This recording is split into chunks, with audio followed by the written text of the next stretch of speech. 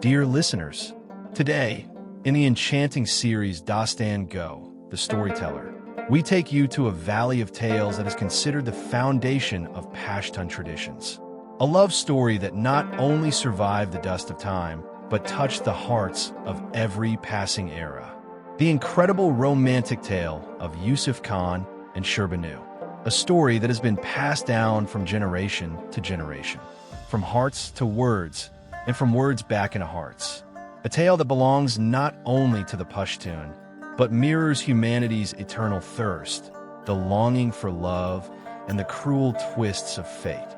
It is said that this story was born centuries ago in the rugged mountains and wild passes of Khyber Pakhtunkhwa, where neither love was easy nor life. The dust of time may have dimmed history, but the imprint of love is still etched on those rocks. The Pashtun society for centuries has stood on a code called Pashtunwali, not written in any book, but flowing like blood in the veins of every Pashtun. A code upheld even at the cost of life and soul.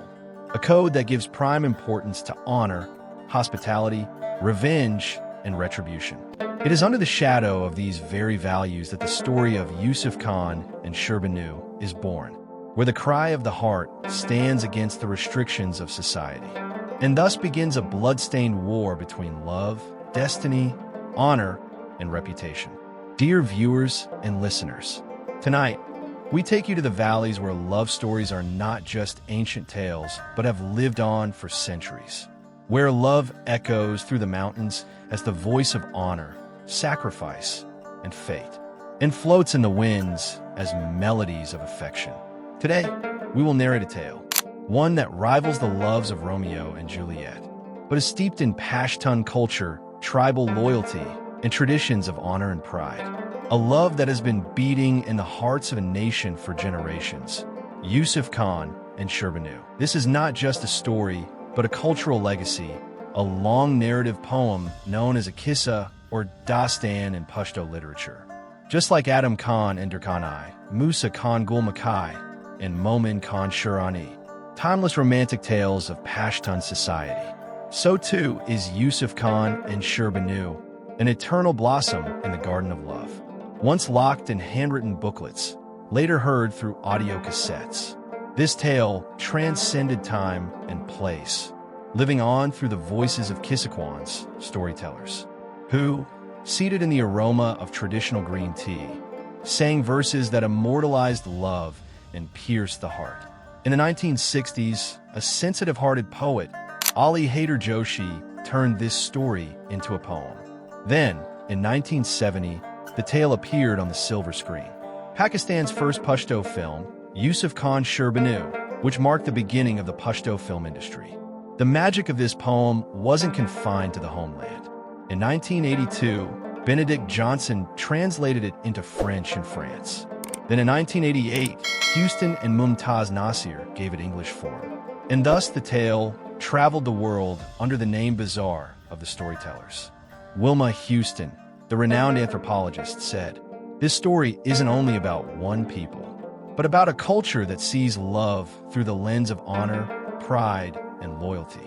Where even if a cousin plays the role of the antagonist, folk tradition does not lose its truth, because this story conveys universal values and eternal truths."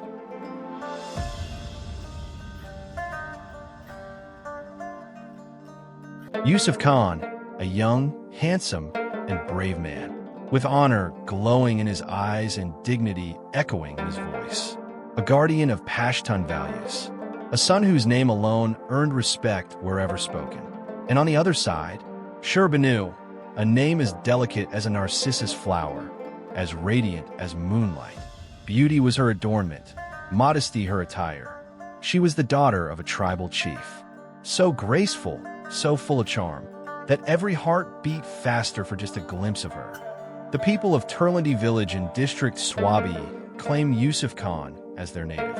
After the death of his father Mahmud Shah, Yusuf was responsible for his mother and sister Balanda. He used to hunt and bring back fresh meat every other day.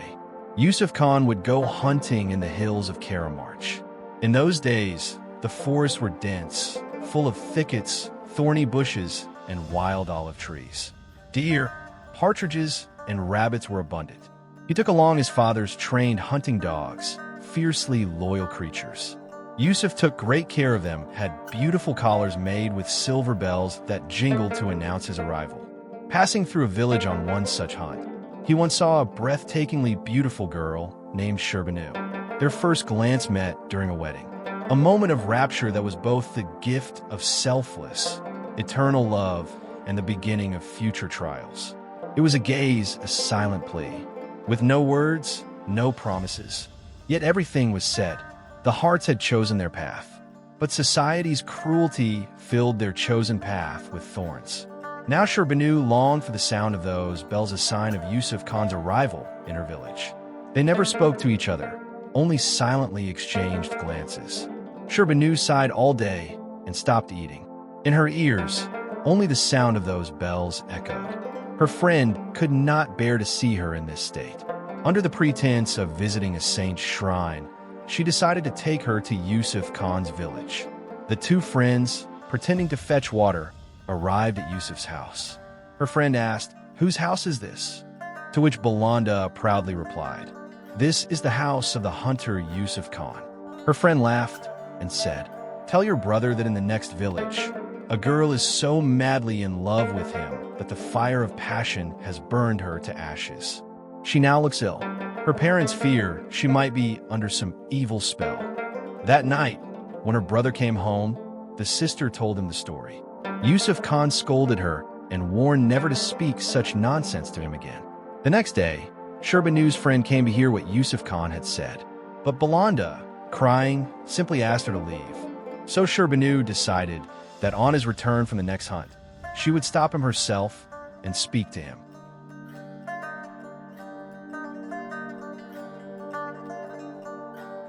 That day, Yusuf Khan's cousins also went hunting with him. By nature, Yusuf Khan preferred to hunt alone, but despite his reluctance, he agreed to take them along. After his father's death, they had ended their hostilities and grown closer to him. While his father was alive, Yusuf Khan and his cousins would fight over trivial matters almost daily, but it seemed those days were gone now. The hunt did not go as well as expected. After spending the whole day without success, just as they were about to return, Yusuf Khan spotted a wild ram and took aim. The ram, injured, fled, and eventually fell into a deep ravine. The cousins looked down and finally persuaded Yusuf Khan that he was the strongest and most agile, so he should be tied with a rope and lowered to retrieve the ram. When he had descended only a third of the way, they let go of the rope and ran away. Sher Bano was standing by the wall, waiting, when she suddenly saw the dogs running and barking without their master. When Yusuf Khan's mother saw the dogs returning without her son, she immediately sensed something terrible had happened. Bareheaded and barefoot, wailing, she ran toward the hills. Balanda was behind her, and both were running madly after the barking dogs. People stopped their work and watched in wonder as the two women dashed frantically through the streets. Sher Bano recognized them and joined them. The dogs stopped at the edge of a deep ravine. There, they saw the wounded Yusuf Khan hanging onto a tree that had broken his fall and saved his life. The women and villagers worked together to pull him out. While they were gathering wood from the forest to make a simple stretcher, Sher Bano placed her beloved's head in her lap. This act did not go unnoticed. When they returned to the village, Sher Bano found her father standing angrily, ready to beat her. Yusuf Khan's mother immediately held Sher Bano's hand and said that she was now the honor and pride of Yusuf Khan, and they would soon come with elders of the village to formally take her in marriage. The wedding was arranged, and the celebrations lasted several days. But Yusuf Khan was burning with the fire of revenge. Far from enjoying the festivities, he neither looked at his beautiful bride nor came close to her. Even the wind and the birds' songs felt like mockery to him, as if questioning his manhood. Unable to bear it all, Yusuf Khan left for Delhi. He had heard that his cousins were hiding there.